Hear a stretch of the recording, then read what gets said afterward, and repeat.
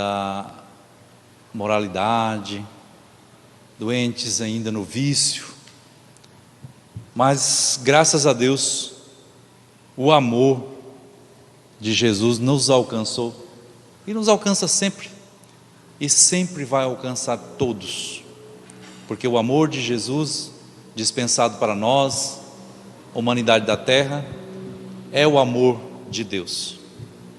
Então Ele é o grande representante de Deus na terra, e Ele nos ama como o Pai também nos ama, e é por isso que nós estamos aqui, graças ao empenho e ao trabalho desse Espírito grandioso que nos enviou o Consolador, que nós estamos aprendendo a conhecê-lo e sentir em nossas almas. Esse Consolador ficará conosco para sempre, da agora em diante, jamais nos apartaremos dele. É um afirmativo do próprio Cristo. Quando ele viesse, ele ficaria conosco para sempre. E é isso que está acontecendo em nossas vidas, né? O Consolador está fazendo parte já das nossas vidas. E hoje nós trouxemos um assunto onde João anotou no capítulo 16, versículo 33, uma fala de Jesus, que ele disse: tendes bom ânimo, eu venci o mundo. E o Espiritismo, a doutrina espírita, ela tem uma característica muito particular. Ela nos ensina a nos conhecer e conhecer o ambiente que nós estamos estagiando, porque cada um de nós, almas encarnadas, espíritos eternos que somos, estamos numa escola, e essa grande escola, essa grande faculdade das almas chamada Terra, para nós, humanidades aqui da Terra, é uma oportunidade especial de aprendizado e de adquirir experiências para a vida eterna. Todo conhecimento, toda experiência, por mais dolorosa ou feliz que ela é, do nosso ponto de vista, ela é uma experiência que agregará a nossa jornada eternamente, até chegarmos ao ponto de espíritos puros. Então, como a doutrina espírita tem essa característica de nos ensinar, de nos instruir, ensinando-nos a amar uns aos outros, como uma recomendação do próprio Cristo, hoje nós vamos aprender um pouco, relembrar um pouco, a respeito do mundo que nós vivemos. Que tipo de mundo que Jesus estava falando, que ele venceu? Porque do ponto de vista material, ele foi um grande perdedor, não é mesmo? Ele não teve palácios, foi um rei sem palácio, né? Ele não teve acessos às grandes culturas, nasceu numa manjedoura, né? Conviveu com os mais necessitados, não tinha sequer um travesseiro para descansar, sempre vinha de corações amigos que o recebia, e da natureza também. Por certo, Jesus muitas vezes descansou o corpo físico na relva, às vezes fazendo de uma pedra um travesseiro.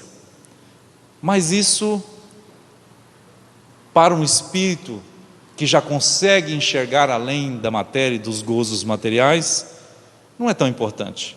Para esses espíritos, só o necessário é importante, o necessário material.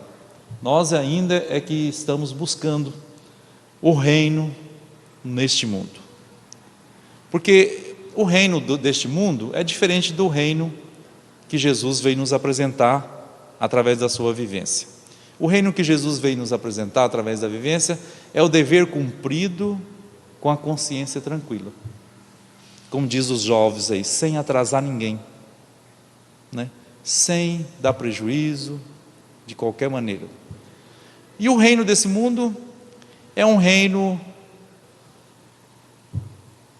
fantasioso, baseado em coisas materiais que são perecíveis. E aí essa felicidade nossa perece junto com aquilo que a gente acha que a gente está calçado como felicidade, de ter as coisas, ter uma boa casa, um bom carro, um bom emprego. Isso é muito bom, mas isso não completa a nossa alma. O que completa a nossa alma é talvez ter tudo isso, mas sem isso nos possuir, sem sermos escravos dessas bonanças que Deus dispensa aos homens aqui da terra também, como premiação, como incentivo para as nossas vidas, e também como ferramenta para o treinamento da nossa caridade, nosso espírito de caridade e de amor ao próximo, principalmente o amor a nós mesmos, dedicar-se a nós mesmos, cuidar desse organismo, desse aparelho que nos serve de expressão enquanto aqui encarnado, né? Deixando limpo, zelando da sua saúde, né? Através de vários movimentos, inclusive de alimentação, de exercício físico, para que esse aparelho possa servir de expressão fidedigna daquilo que somos. E Jesus, há mais de 2000 anos, ou há quase 2000 anos da sua encarnação na Terra, nos apresentava esse pensamento através de parábolas, contando parábolas, porque não tinha escrita, era muito escasso a escrita, não tinha como ele escrever tudo isso, então ele contava as parábolas para fixar, para que aquela história fosse passando de geração em geração, né? E algumas delas foram anotadas pelos discípulos ali, primeiros, os aprendizes primeiros que conviveram com Jesus. Depois contou através da escrita essas passagens, inclusive essa fala. E para isso hoje nós vamos entender um pouco o que está no terceiro capítulo do Evangelho segundo o Espiritismo, onde Allan Kardec, através e com a ajuda dos bons espíritos, nos esclarece a respeito dos mundos, a respeito da fala de Jesus: há muitas moradas na casa de meu Pai, né? Então, isso serve para quê?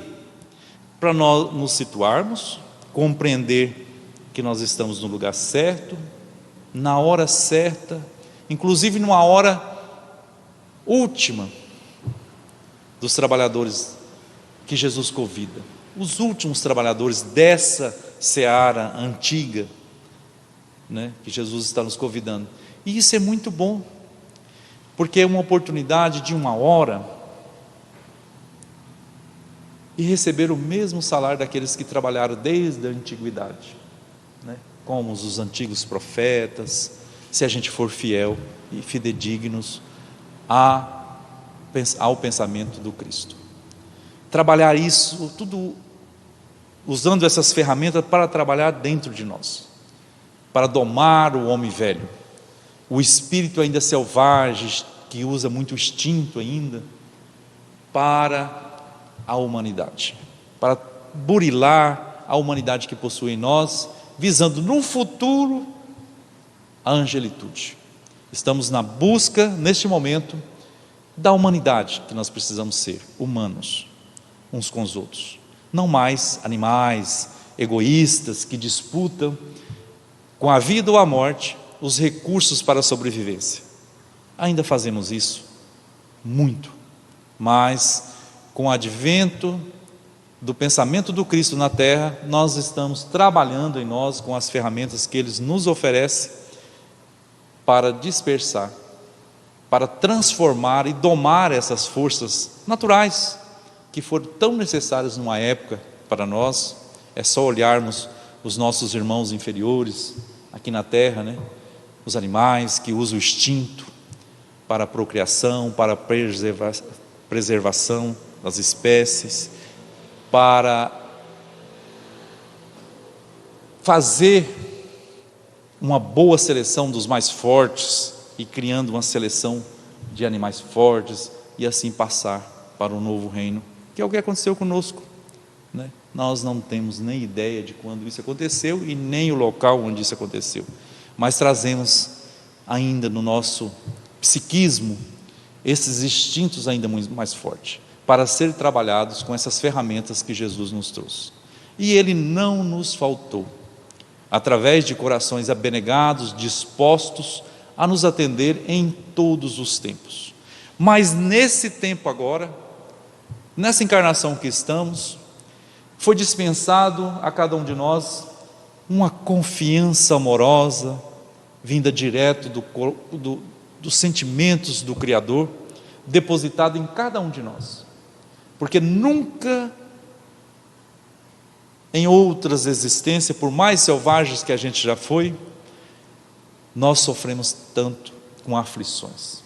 Não flagelações mais físicas, estamos num estado, a maioria das pessoas, num estado físico confortável, intelectual, tecnológico, muito bem amparados, mas uma aflição interna, uma busca dessa transformação do homem velho para o homem espiritual.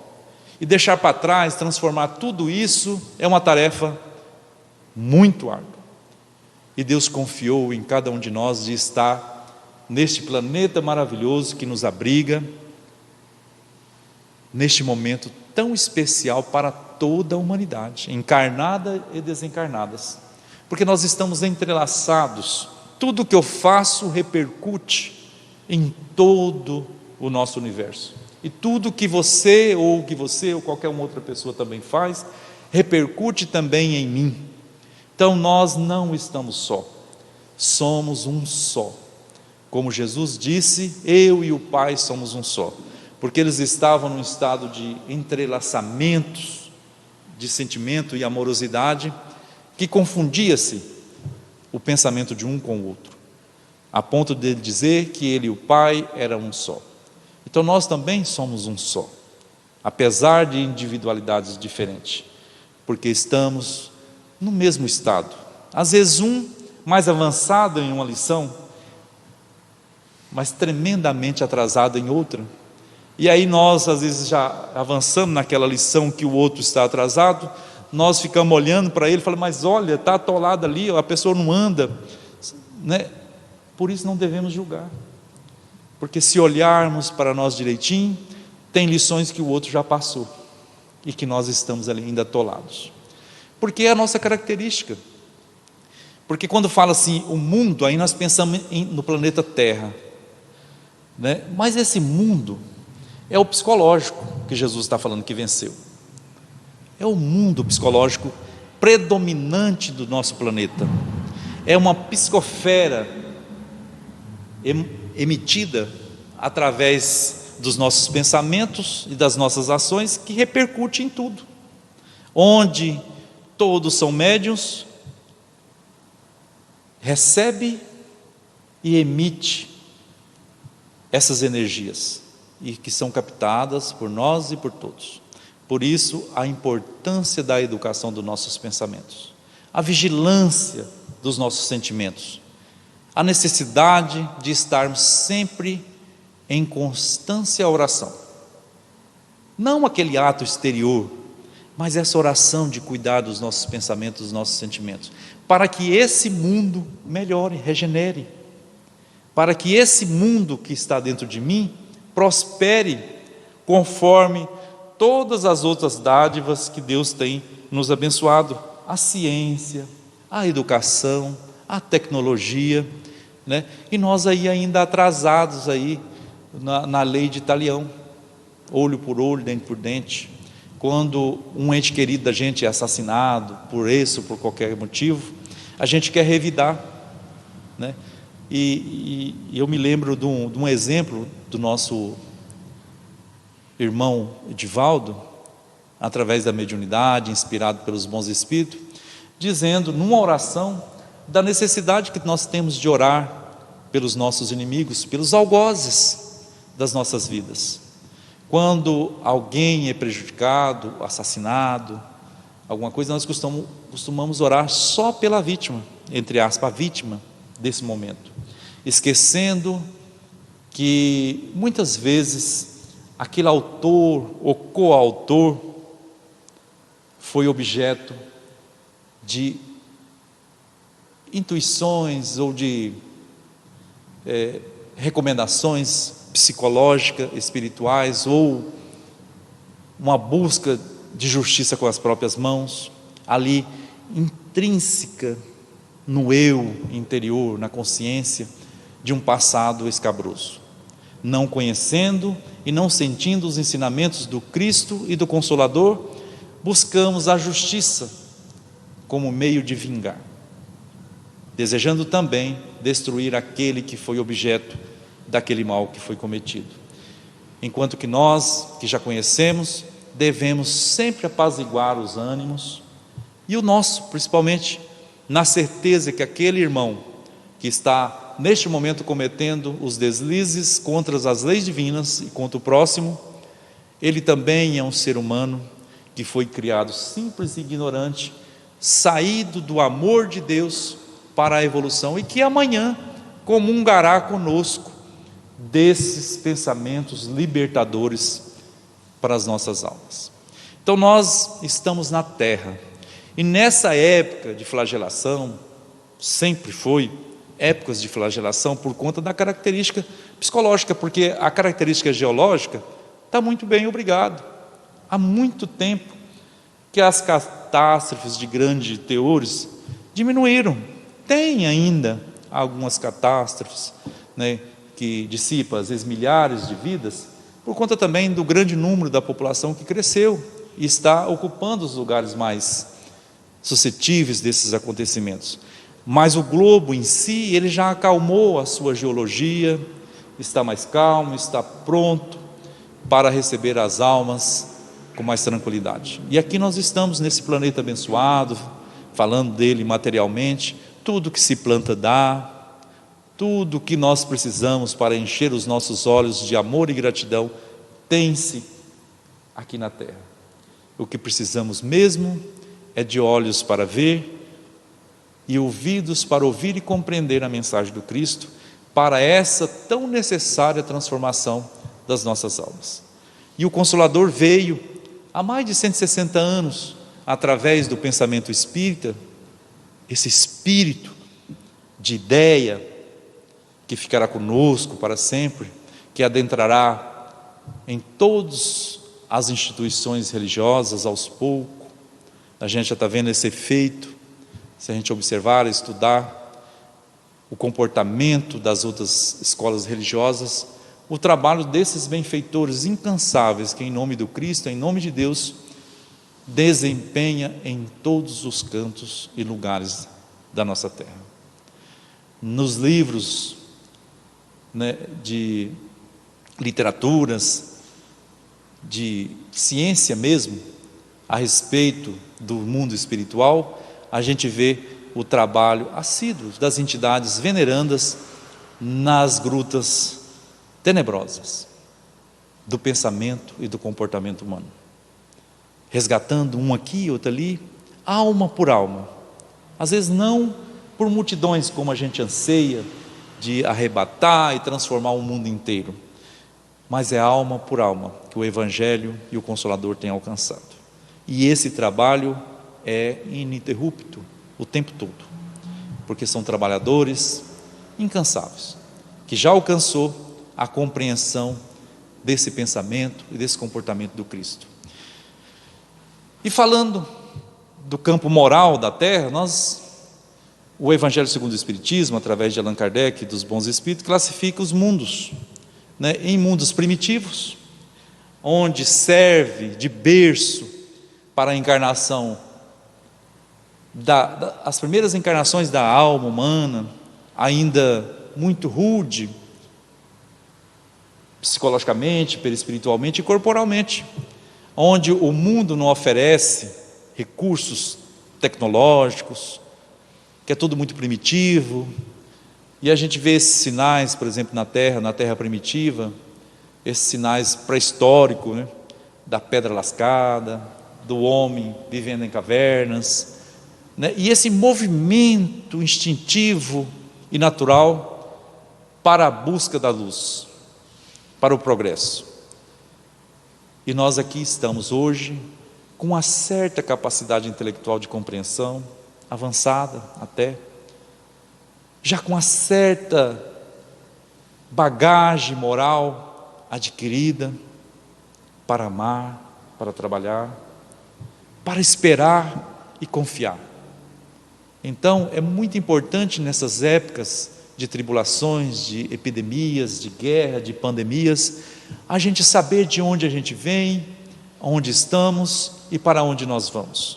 Estamos caminhando a passos às vezes lentos, mas seguros, porque estamos no caminho que é a verdade e a vida, que é o caminho que o Cristo mesmo é. Então, não nos desanimemos nessas últimas horas. O Cristo está falando dentro do coração de cada um de nós: tem de bom ânimo, eu venci esse mundo, porque Jesus um dia foi igual a nós, tinha dificuldade, porque ele também foi feito simples e ignorante, e hoje ele, bem adiantado, mas muito adiantado de nós, ele volta e está conosco, né? Ele não está longe de nós, apesar de estar tão longe moralmente, mas ele está conosco, porque o Pai está conosco, e ele e o Pai é um só, né? Depois vem os mundos intermediários, né? Que é os mundos de provas e expiações, que é o que nos importa principalmente hoje, para a nossa pequena compreensão, onde nos propõe a expiações dos males e dos erros cometidos contra nós, contra a natureza e contra o próximo, e também coloca-nos em provas para o aperfeiçoamento e o acabamento, vamos dizer assim, da joia que somos. E todo acabamento, todo trabalho de acabamento, de buril, gera, né, muita aflição, e é isso que a nossa alma está passando. Esse fogo que nos esquenta às extremidades é o que vai nos proporcionar experiência para tornarmos diamantes, porque é assim que acontece com o carvão, nas profundezas e a pressão do nosso solo, da nossa terra, ele recebe com o tempo a matéria necessária, transformada, que é a matéria mais dura e a mais difícil de ser quebrada no nosso planeta Terra, que é o diamante. E assim também é as nossas almas, nossas consciências, o nosso espírito. Cada experiência dolorosa será uma virtude adquirida no futuro, porque aos nossos olhos ou todos os nossos sentidos ainda muito acanhados e restritos a 5, né? Agora já sendo reconhecido o 6º sentido, que é a intuição, né? Que a nossa intuição, que a ciência já começa a reconhecer, né? Muitos campos da ciência já começam a reconhecer como o 6º sentido, que é essa capacidade de interagir com o universo todo, físico, e os físicos que a gente pensa que não é físico, que o mundo espiritual é o mundo físico, não nessa configuração nossa, muito ainda condensadas, as energias muito condensadas, muito restrita, muito limitada, mas ainda é um mundo físico, pelos relatórios que a doutrina espírita nos apresenta, e também, principalmente de André Luiz, né, as notícias que ele nos dá, né, nas colônias mais próximas da Terra, toda uma organização muito parecida com a nossa, que certamente é trazida de lá, mas com o entorpecimento e o esquecimento quase que total quando nós estamos encarnados. Nós usamos apenas a intuição, que ainda é muito acanhada, muito mal desenvolvida ainda, por faltar recursos até para a nossa condição de encarnados, para usar todos esses efeitos para uma construção de um mundo melhor. Então, esse mundo que nós estamos vivendo, um mundo de provas e expiações, é caracterizado por essas coisas, por vírus, por moléstias, por protozoários que nos afligem o nosso corpo, por obsessões de corações que ainda não conseguiram nos perdoar, ou perdoar toda uma sociedade, porque há obsessões sociais, onde espíritos são treinados para vir comandar uma nação inteira, e aí coloca a nação toda em sofrimento, né? Então, tudo isso faz parte desse mundo onde o mal ainda é preponderante, é maior do que o bem. Por quê? Porque nós não trabalhamos o bem em nós. Quando nós trabalhamos o bem em nós, começamos a trabalhar bem em nós, nós nos fechamos. Ao contrário do mal, que abre todas as comportas, vai em todas as vias, nós às vezes nos fechamos, ficamos com medo de ser vaidosos, orgulhosos, essas coisas, de expressar o bem que já possui dentro de nós, através das nossas ações. Quando fazemos, nós negamos que fazemos o bem. Não, eu só sou um grãozinho de areia, né? Mas é um grãozinho de areia, juntos, milhares, é que faz as praias dos oceanos. Então nós temos que juntar já a bondade que já possuímos, em prol de toda a humanidade. Porque se todos os dias nós orarmos uns pelos outros, desejar sempre o bem, unidos, por menor que seja essa parcela, ela vai refletir em todos os corações, principalmente desejando aqueles corações ainda trevosos, pertinentes ainda no mal, desejando que eles também recebam Jesus, a presença amorosa de Jesus, pessoalmente, né? Às vezes até postergando o nosso desejo desse encontro pessoalmente com Cristo, para depois, pedindo a Ele que encontre primeiramente esses corações, para que essa transformação se faça mais rápido, dê-nos oportunidade de expressar todo o amor e todo o carinho e todo o aprendizado que o Consolador tem nos proporcionado. Então, não tenhamos desânimos nesses dias turbulentos, confiemos, nós temos um Mestre, que é Espírito Crístico, que nos deu tudo a sua experiência, como modelo, como guia, para vivermos. Então não tenhamos medo, enfrentemos, e se a gente perder um ou outro companheiro, está tudo dentro da natureza do nosso mundo, do nosso estado encarnatório, faz parte, nascer no corpo físico e depois morrer, isso é para todos, inclusive os outros reinos, o reino vegetal, né? o reino dos outros animais, de todas as espécies, no mar, no ar, na terra. Então é uma lei só para todos, e ela é muito boa, porque é a oportunidade da renovação. Toda destruição é oportunidade de renovação, porque o que importa mesmo é esse diamante que nós estamos formando, que é eterno, e ele só vai brilhar se ele for trabalhado diuturnamente com as ferramentas que o Cristo nos deu.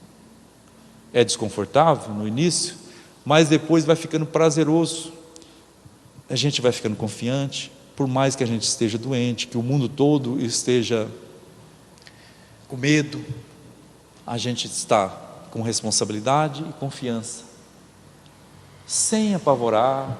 Isso é muito libertador, enquanto que às vezes o mundo todo está desesperado, a gente está confiante, fazendo esse trabalho, um trabalho que foi recomendado a um grande exemplo da humanidade, aos discípulos cristãos, que foi a Paulo, o apóstolo, onde Abigail passou 4 tarefas para ele, né?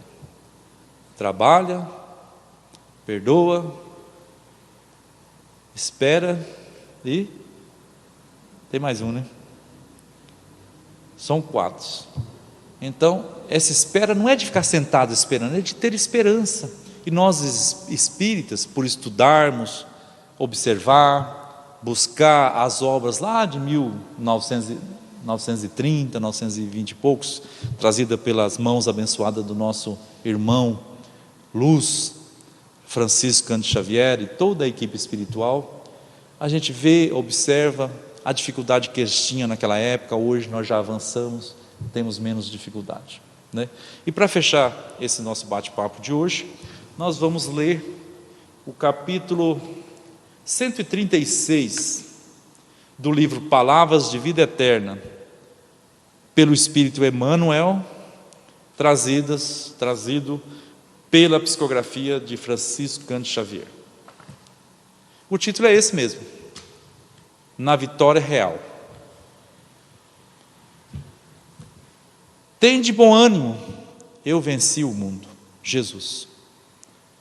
Onde João anotou no capítulo 16 e versículo 33. Emmanuel vai dizer assim: é importante enumerar algumas das circunstâncias difíceis em que se encontrava Jesus quando asseverou perante os discípulos: tende bom ânimo, eu venci o mundo.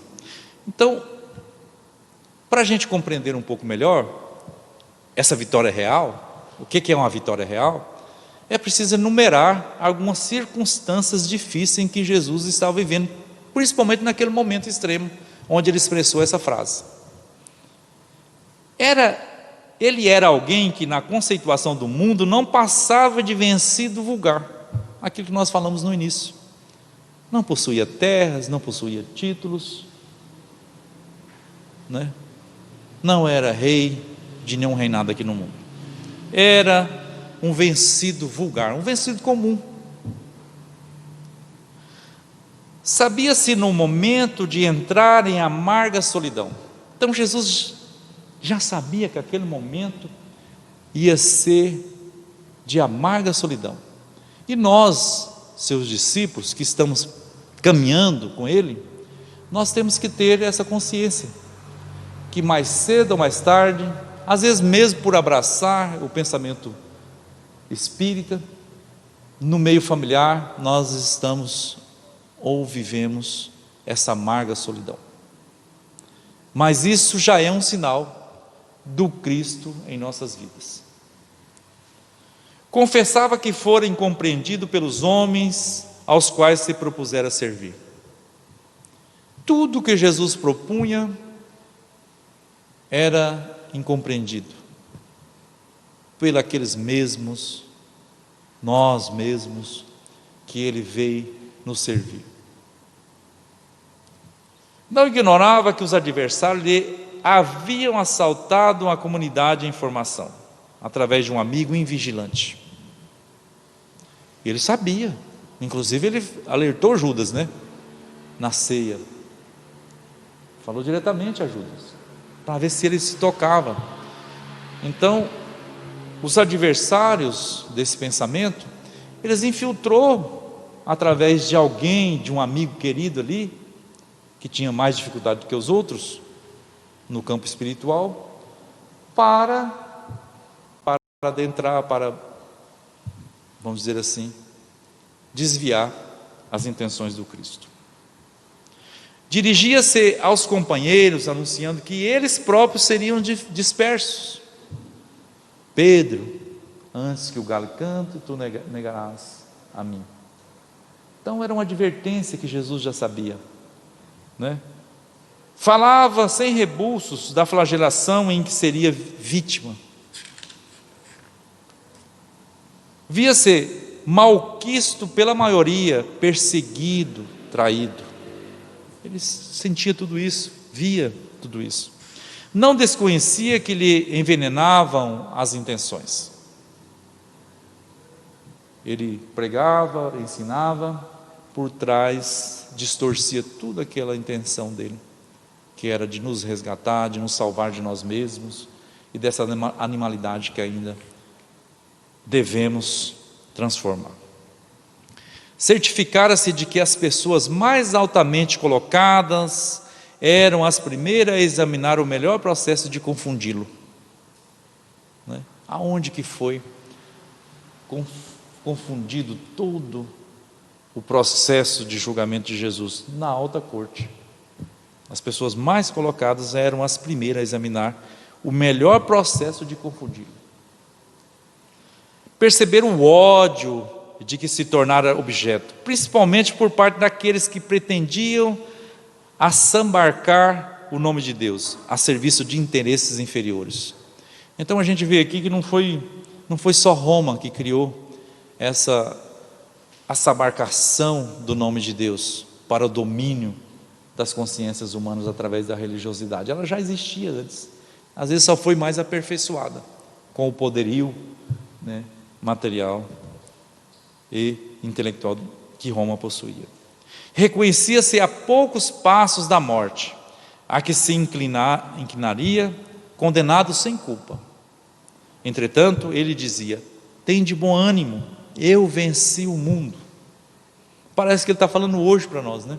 Parece não, ele está falando para nós hoje, que viemos aqui, às vezes desanimados, com saudade, é claro, uns dos outros, da casa, da espiritualidade que nos assiste. Mas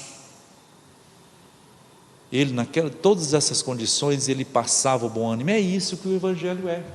O Evangelho não veio para julgar, não veio para nos ferir, ele veio para nos indicar um caminho de bom ânimo, de trabalho, né, e de muita esperança. Quando te encontres em crise, lembra-te do Mestre. É a recomendação do benfeitor a todos nós. Quando nós encontrarmos em grandes dificuldades psicológicas, sentimentais, até mesmo financeiras, materiais, lembra-te do Mestre.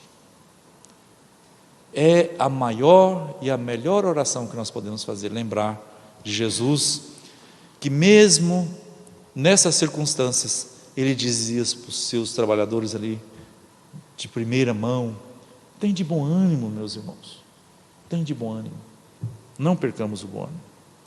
Subjugado, seria o conquistador inesquecível. Batido, passaria a condição de senhor da vitória. Assim ocorre porque todos os construtores do aperfeiçoamento espiritual não estão na terra para vencer no mundo, mas notadamente para vencer o mundo em si mesmos, de modo a servir ao mundo sempre mais e melhor.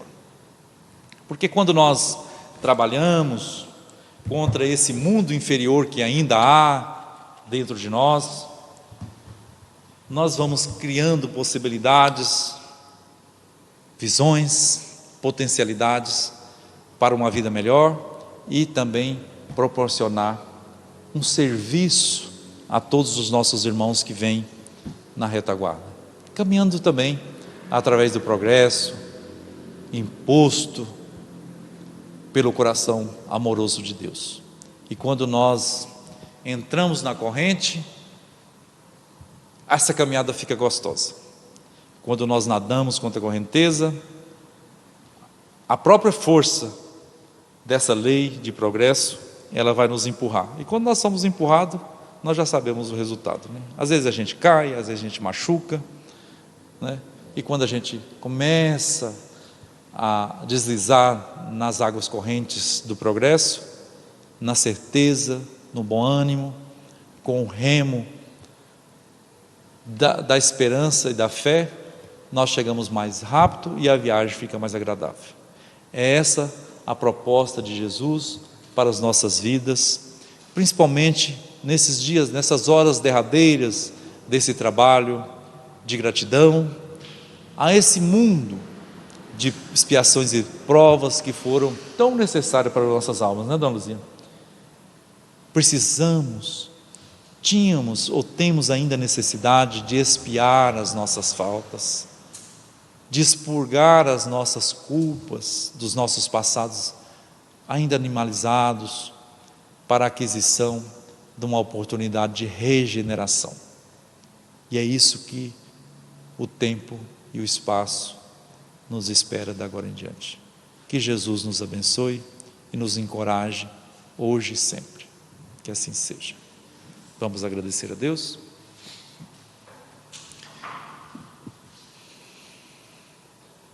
Amado Mestre Jesus, na sua presença, que os nossos corações agora estão, na presença amorosa de Deus que está dentro de cada um de nós, nós glorificamos a vida, a oportunidade que nos deste. Rogaste ao Pai amoroso que nos oportunizasse esse momento. Convidou-nos para o trabalho da última hora. E aqui estamos, com as condições que somos, mas o Senhor confia e investe todo o amor em cada um de nós, incentivando-nos através do convite ao bom ânimo, ao trabalho, para que possamos assim, Senhor, sentir a sua presença como força vital para a nossa caminhada. Nós agradecemos pelo acolhimento nesta casa, nesta noite, de volta aos trabalhos. Agradecemos a todos os nossos amigos espirituais que não encerraram por estar em outra condição, em outra dimensão, que não tem mais necessidade das vicissitudes que o corpo físico sofre, que trabalharam em prol de nós, muitas vezes por caridade, nos buscando para participar desse trabalho, mesmo que muitos de nós às vezes nem lembremos, mas a sua misericórdia sempre esteve conosco. Aqui nós queremos registrar a nossa gratidão por tudo e por tanto que o Senhor nos tem dado. Ajude-nos, Senhor, a estar sempre reconhecendo a sua presença como caminho, verdade e vida, que nos levará à tão esperada felicidade, perto do nosso Pai, na casa do Pai, de volta para sermos eternamente fiéis e trabalhadores da sua fazenda. Abençoa-nos e guarde-nos de todo mal, principalmente do mal ainda que tem força em nossos sentidos. Abençoa os nossos irmãos que não puderam estar conosco e guarde-nos de todo mal, hoje e sempre. Que assim seja.